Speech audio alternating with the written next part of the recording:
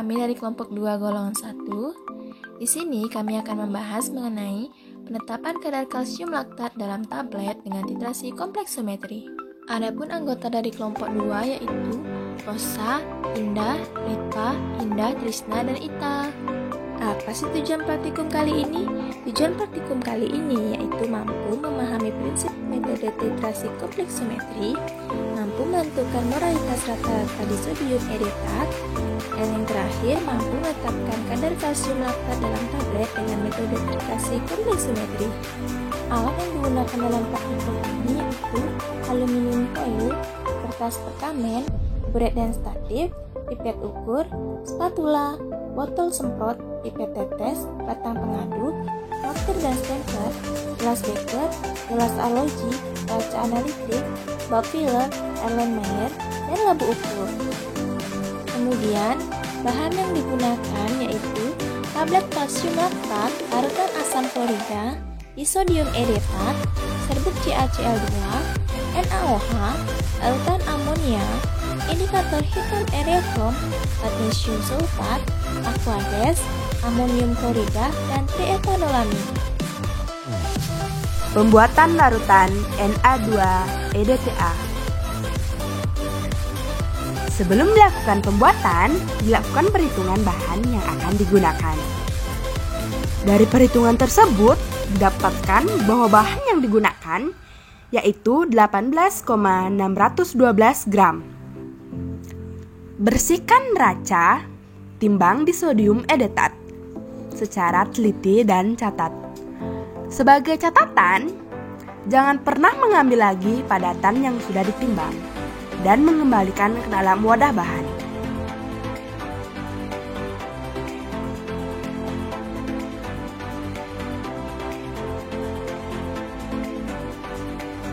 Selanjutnya,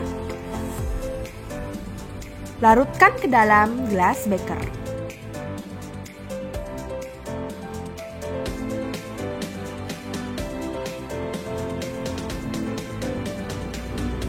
Masukkan ke dalam labu takar, bilas gelas beker dan corong dengan aquades.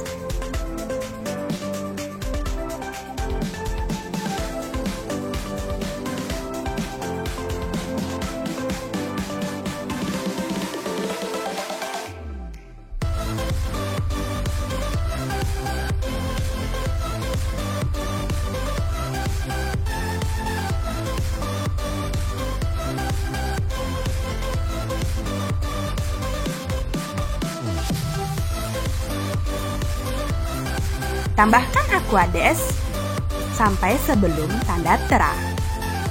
Lalu, sekat dinding labu menggunakan kertas saring. Tambahkan aquades menggunakan pipet tetes sampai tanda terang atau sejajar mata.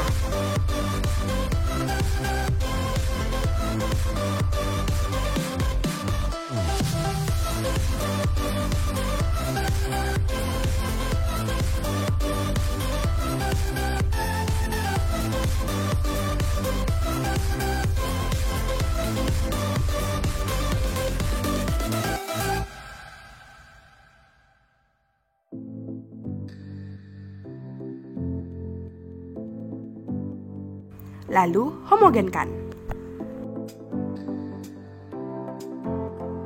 Prosedur selanjutnya adalah pembuatan larutan kalsium klorida. Berdasarkan perhitungan, jumlah serbuk kalsium klorida yang ditimbang yaitu sebanyak 1,838 gram. Langkah pertama, dibersihkan terlebih dahulu neraca analitik yang akan digunakan.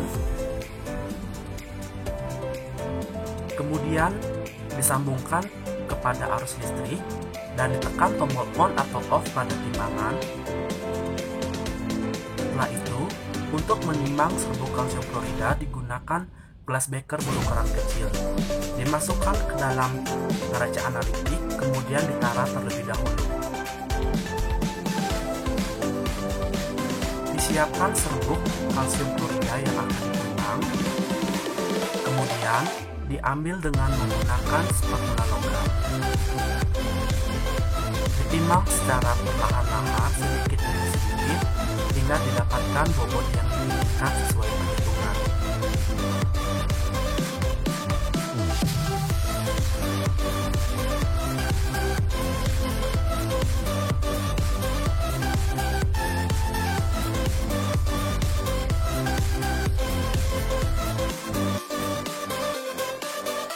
Langkah selanjutnya adalah melarutkan kalsium klorida yang telah ditimbang dengan sedikit Aquades.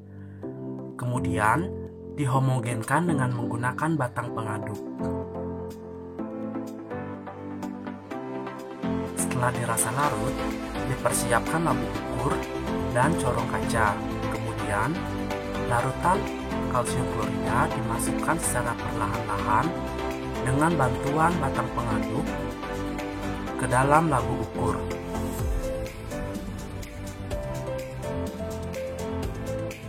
Setelah itu, dibilas batang pengaduk dan gelas beker tadi dengan menggunakan Aquades secukupnya, kemudian dimasukkan ke dalam labu ukur.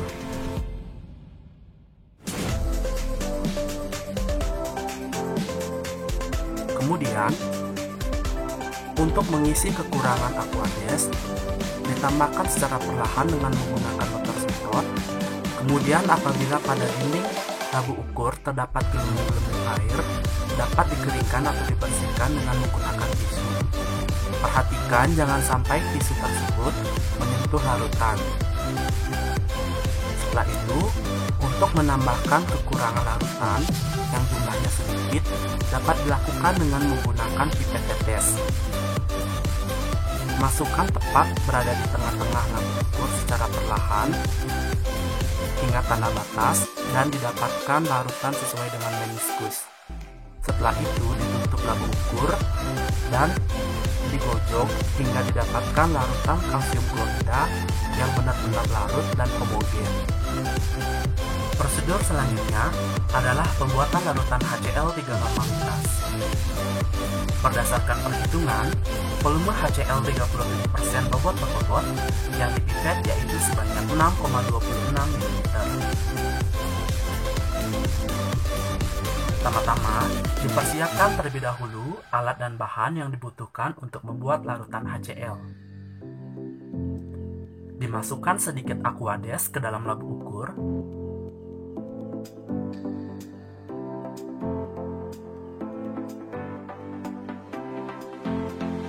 Setelah itu, dipersiapkan pipet pump.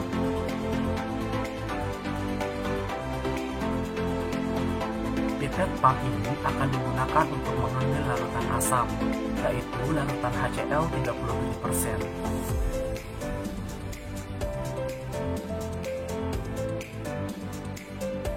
Dimasukkan pipet pump ke dalam wadah larutan asam, kemudian dipipet sebanyak 6,26 ml larutan HCl 37%.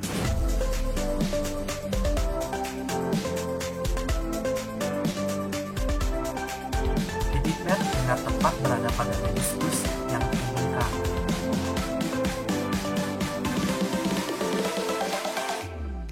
Setelah itu, dimasukkan larutan asam ke dalam labu ukur dengan posisi pipet pump tegak lurus dan labu ukur sedikit dimiringkan.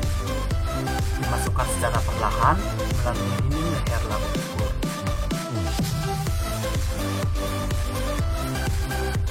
Langkah selanjutnya adalah menambahkan Aquades hingga mendekati tanda batas. Apabila pada dinding leher labu ukur terdapat gelembung udara, dapat dibersihkan terlebih dahulu dengan menggunakan kertas penyelam. Setelah itu, ditambahkan volume Aquades sedikit hingga tepat berada pada meniskus yang diinginkan.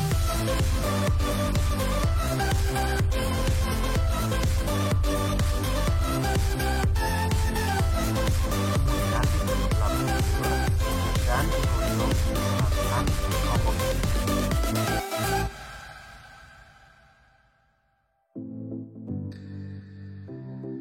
Sebelum dilakukan pembuatan larutan natrium hidroksida 0,1 normal, maka dilakukan perhitungan, yaitu didapatkan massa sebanyak 10 gram.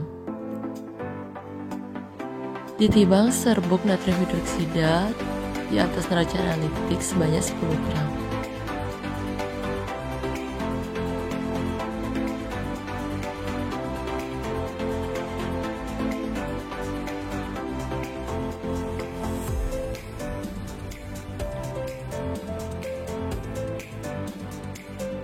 Lalu, serbuk natrium hidroksida ini kemudian dimasukkan ke dalam gelas beker dan ditambahkan aquade secukupnya.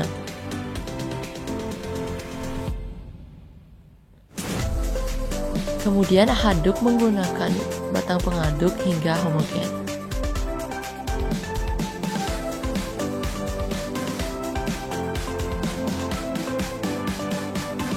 Lalu dipindahkan larutan ke dalam labu ukur 250 ml dan tambahkan aquade sampai tanda batas.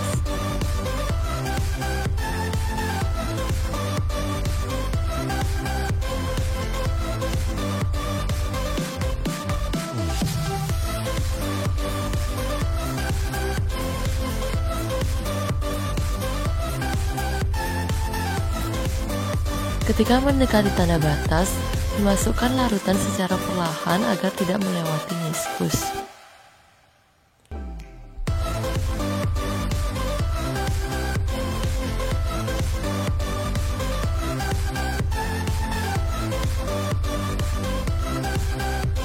Terakhir, larutan digojok dengan cara dibolak-balik agar menjadi homogen. Pembuatan larutan baper amonia pH 10. Sebelum dilakukan pembuatan larutan, lakukan perhitungan massa dan volume yang akan digunakan untuk membuat larutan baper. Berikut merupakan hasil perhitungan yang kelompok kami lakukan. Angka pertama yaitu ditimbang semua bahan yang akan digunakan untuk membuat larutan.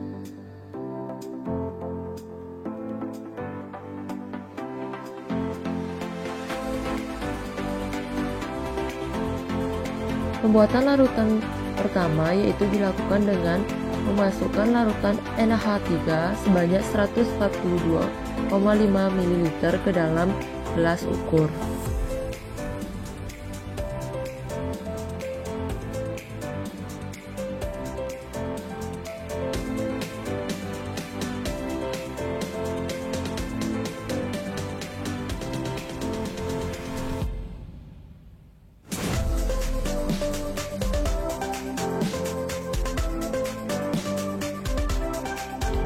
Kemudian, larutan dimasukkan ke dalam gelas beker untuk memudahkan pencampuran.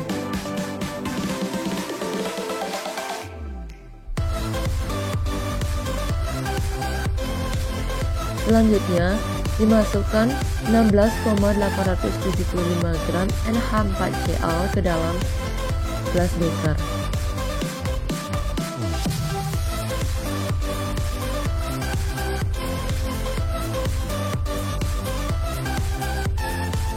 Kemudian aduk larutan hingga menjadi homogen.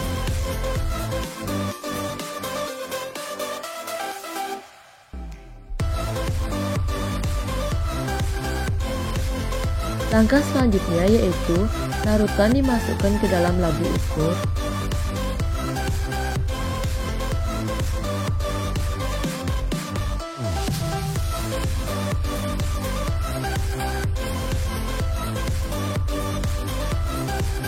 Bilas gelas ukur agar tidak memisahkan larutan di dalam gelas bekernya.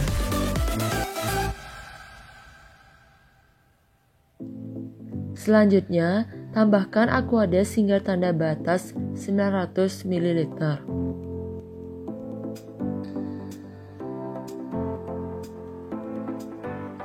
Lalu, larutan kemudian digojok hingga homogen.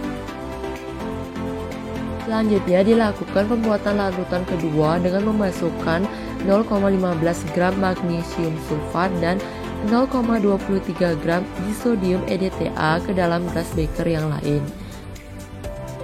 Kemudian ditambahkan aquade hingga mencapai volume 50 ml. Aduk larutan hingga homogen.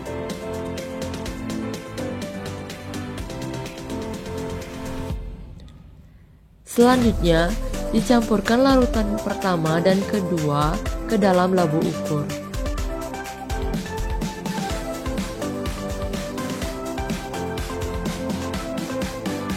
Kemudian tambahkan Aquades hingga mencapai volume 1 liter.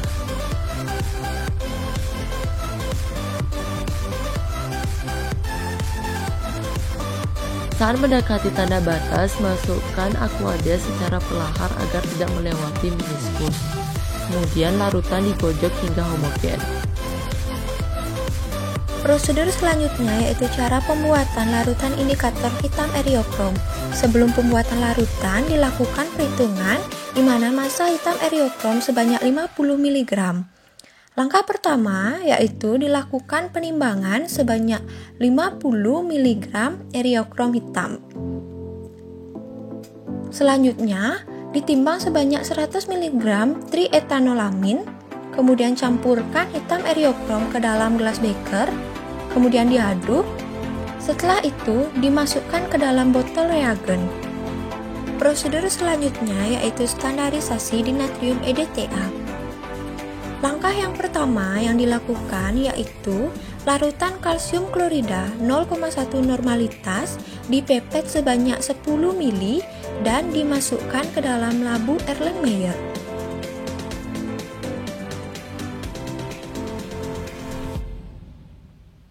Langkah kedua yaitu ditambahkan indikator hitam eriokrom ke dalam labu Erlenmeyer.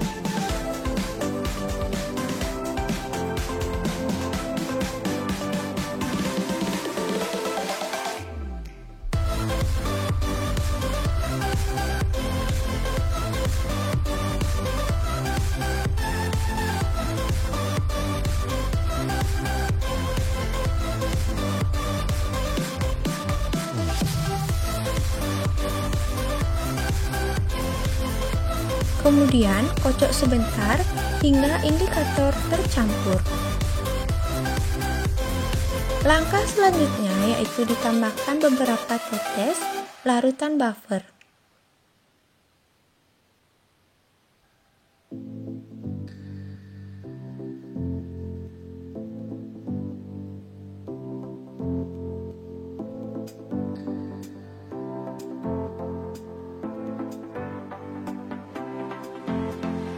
Kemudian, setelah semua bahan dicampurkan, maka dilakukan titrasi dengan larutan disodium edetat 0,05 molaritas tetes demi tetes hingga terbentuk warna biru.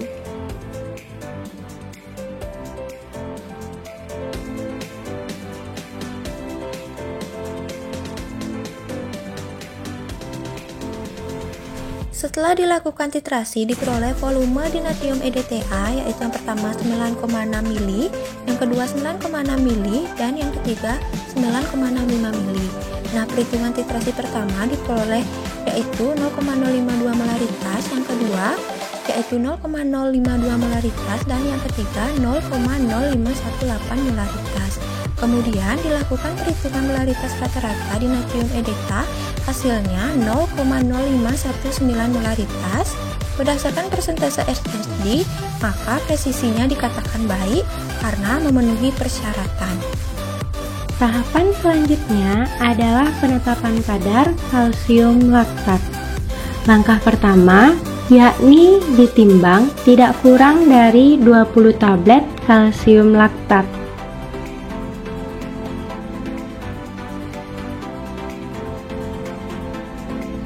Kemudian, tablet tersebut digerus hingga menjadi halus.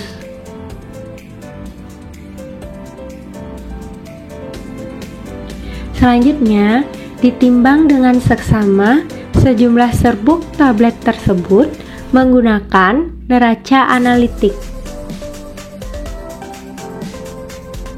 Kemudian dimasukkan serbuk tersebut ke dalam Erlenmeyer. Kemudian dicampurkan dengan air dan asam klorida, lalu diaduk selama 3-5 menit. Selanjutnya ditambahkan NaOH, kemudian diaduk kembali.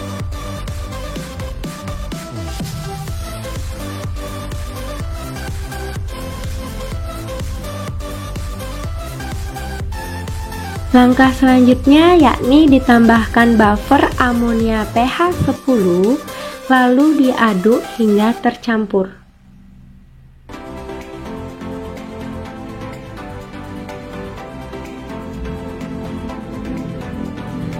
Setelah itu, ditambahkan indikator Eriochrome hitam, lalu Erlenmeyer diaduk.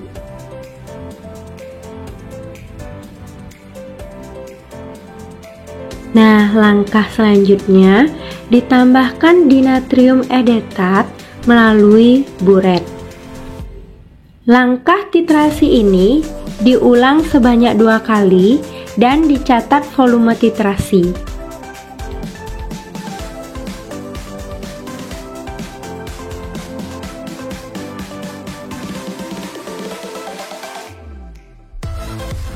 Nah, berikut adalah hasil yang didapatkan dari 3 kali titrasi, di mana titrasi pertama didapatkan hasil volume dinatrium edetat yang digunakan adalah sebanyak 12 ml, titrasi kedua sebanyak 11,9 ml, titrasi ketiga sebanyak 11,5 ml, dan diamati bahwa ketiga titrasi ini terjadi perubahan warna menjadi warna biru, yang artinya titik akhir titrasi sudah tercapai. Lalu, bagaimana cara kita untuk menentukan kadar rata-rata dari dalam tablet? Berikut adalah cara menentukan kadar dalam tablet, di mana tiap masing-masing titrasi dihitung satu persatu. Untuk titrasi pertama, kita hitung terlebih dahulu bobot dalam sampelnya dengan cara molaritas rata-rata standarisasi dibagi molaritas teoritis dikali kesetaraan dikali volume, dan menghasilkan hasil sebesar 192,0712 mg. Langkah selanjutnya ditentukan kadar dalam tablet dengan cara bobot dalam tablet dibagi bobot dalam serbuk dikali bobot dalam sampel, dan menghasilkan hasil sebesar 541,8133285 mg per tablet. Selanjutnya kita dapat menghitung persen bobot per bobot, yakni dengan cara kadar dalam tablet dibagi bobot tablet dikali 100%, dan menghasilkan sebesar 82,082%. Langkah selanjutnya yakni dihitung juga persen recovery-nya dengan cara kadar dalam tablet dibagi kadar sebenarnya dikali 100% dan menghasilkan hasil sebesar 109,563%.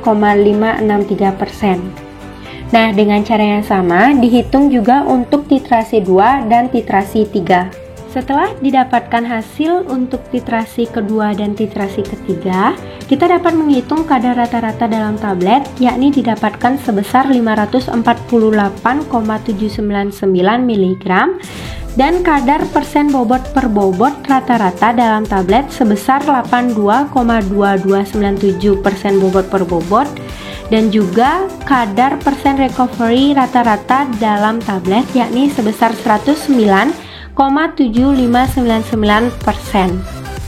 Nah, menurut Farmakopeia Indonesia edisi 5, kalsium laktat mengandung tidak kurang dari 94% dan tidak lebih dari 106% C6H10CaO6.